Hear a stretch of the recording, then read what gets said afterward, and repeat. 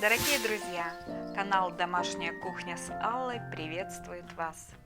Друзья, всем привет! Сегодня с вами готовим потрясающе вкусную закуску для новогоднего стола – печеночный торт. Давайте готовить!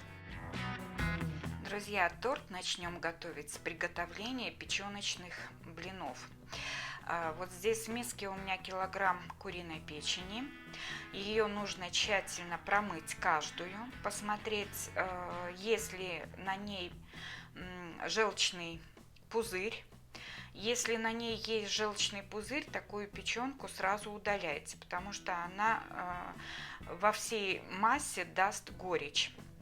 Вместе с желчным пузырем просто выбрасывайте. Раньше я вырезала желчный пузырь, но я поняла, что она все равно дает горечь. Вместе с печенью нужно взять одну большую луковицу, провернуть через мясорубку.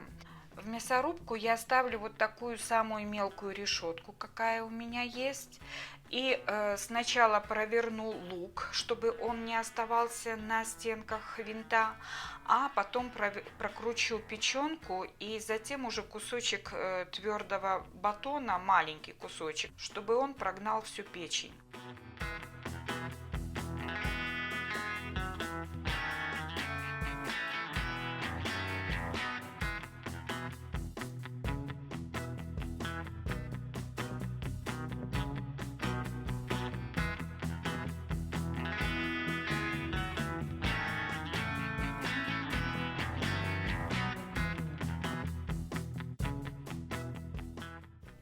В фарше видно вот это место, где батон, оно светлое, печень темная. Добавляю 1 чайную ложку соли с горкой, пол чайной ложки перца черного молотого и все перемешиваю.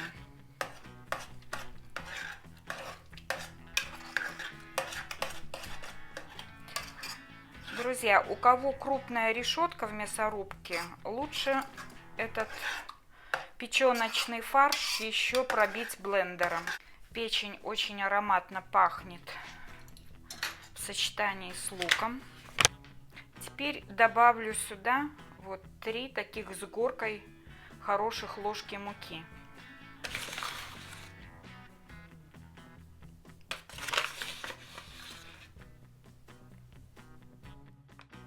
В печеночную смесь я добавила еще 3 яйца.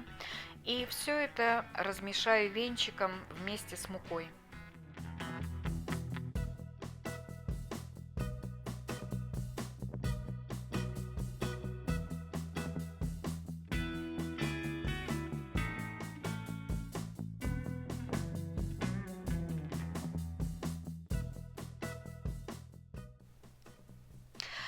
Фарш для печеночных блинов готов. Вот такой консистенции он. И теперь я его оставляю на полчаса минимум, а там как получится, пока буду заниматься мытьем и чисткой овощей. Друзья, теперь нужно измельчить овощи. В помощь мне вот такой старенький комбайн. При помощи его я натру 670 грамм моркови и 3 большие луковицы. Они прям завесили 860 грамм почти. Лук я просто измельчу в комбайне, а морковь натру на свекольной терке, тоже в комбайне. Друзья, на сковороду налила побольше масла, разогрела его и теперь выкладываю лук. Он у меня нарезался в комбайне вот такими кусочками. Сковороду не закрываем крышкой, потому что нам нужно выпарить влагу и довести лук до карамельного цвета. Друзья, лук уже закарамелизовался, стал таким золотистым, влага ушла. И теперь я сюда добавляю морковь. Ее надо обязательно перемешать с луком. При необходимости добавить масло растительного на сковороду, чтобы она жарилась, но ни в коем случае не горела. Друзья, лук и морковь у меня обжарились. Долго я обжаривала, потому что овощи очень сочные. Теперь я присаливаю где-то вот чайная ложка, видите, без горки. Перца немного, 1/4 чайной ложки. Вот чуть-чуть буквально. Все перемешиваем. Видите, сколько мало стало начинки? Оказалось бы, 3 большие луковицы, 4 большие моркови, а на сковороде после жарки, видите, сколько всего осталось. Так, значит, начинку я перемешала. Теперь я это великолепие закрываю крышкой и выношу остужаться на лоджию. Там у меня холодно. Начинка должна быть остывшей. Друзья, для добавления масла на сковороду, для выпечки печеночных блинов и не только печеночных, очень удобно иметь вот такую емкость. Она позволяет дозированно наливать масло на сковороду. Наливаю небольшое количество масла и половником наливаю печеночное тесто в середину сковородки. Тесто на сковороде нужно разровнять ложкой. Для того, чтобы печень прожарилась, блин закрываю крышкой. Вот смотрите, друзья, уже через крышку видно, что блин поменял цвет. Я снимаю крышку. И лопаткой переворачиваю. Блин отлично переворачивается, отлично жарится. То же самое с обратной стороны 2-3 минуты под крышкой. Друзья, перед вами печеночные блины, которые уже готовы, стопочкой выложены и охлаждены именно под крышкой. Избегаем заветренности обжаренных овощей. Поэтому охлаждаем и блины, и саму начинку для торта именно под крышкой. Друзья, можно заметить, что в стопочке блины все разного размера.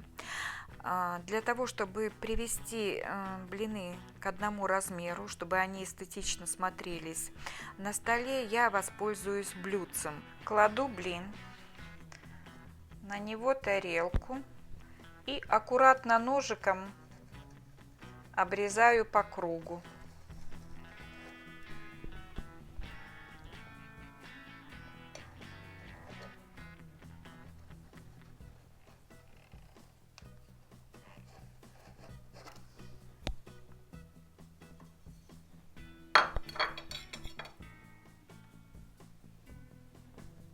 Вот у нас получается такой красивый круглый блин. Краешки блина можно порезать в салат, добавить туда маринованный огурчик, нарезанный соломкой, зеленый лук и майонез. Очень вкусный получается салат. Теперь, друзья, в нашу начинку я выдавлю майонез. Друзья, в миску я выложила часть начинки, а вторая часть начинки осталась в сковороде. Дело в том, что я пока не знаю, сколько мне понадобится начинки, поэтому выкладываю ее частями. Но забегая наперед, могу сказать, что начинка ушла вся. И даже на один блин не хватило ее. Этот блин я тоже покрошила в салат и с удовольствием его съела. Итак, вооружаемся лопаткой. Выкладываем обрезанный блин на тарелочку, где будем собирать торт. И лопаткой наносим начинку.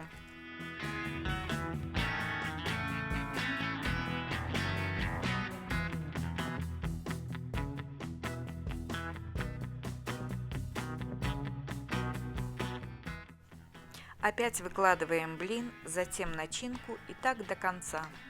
Друзья, ну вот такой торт получился. В итоге на торт ушло 12 коржей, 12 блинов вернее. Каждый слой я перемазывала начинкой с майонезом. Майонеза ушло 350 грамм и в начинку, и на обмазку боков торта. Украсила зеленым луком, маринованным черри и укропом. Это все просто делается. Лук нарезается, бока торта обмазываются сверху майонезом, Лук хорошо крепится к майонезу. Ну, а тут уже плод вашей фантазии. Торт очень сытный, праздничный.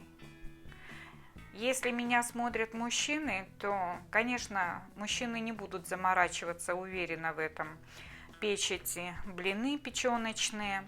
Но я вам могу предложить вариант, который подойдет вам. Обжарить куриную печень, нарезать соломкой, обжарить лук и морковь, все соединить, добавить маринованный огурчик, немного майонеза, и вы получите великолепный салат, который по вкусу будет напоминать вот данный торт. Этот торт я тоже предлагаю поставить на новогодний стол. Его все любят. Нет ни одного равнодушного человека, во всяком случае, я еще не встречала, который бы не любил печеночный торт. Так что, друзья, украшайте свои новогодние столы. До новых вкусных встреч. Всем пока-пока. Дорогие друзья, благодарю вас за подписку на канал. Всем вам желаю здоровья и успехов.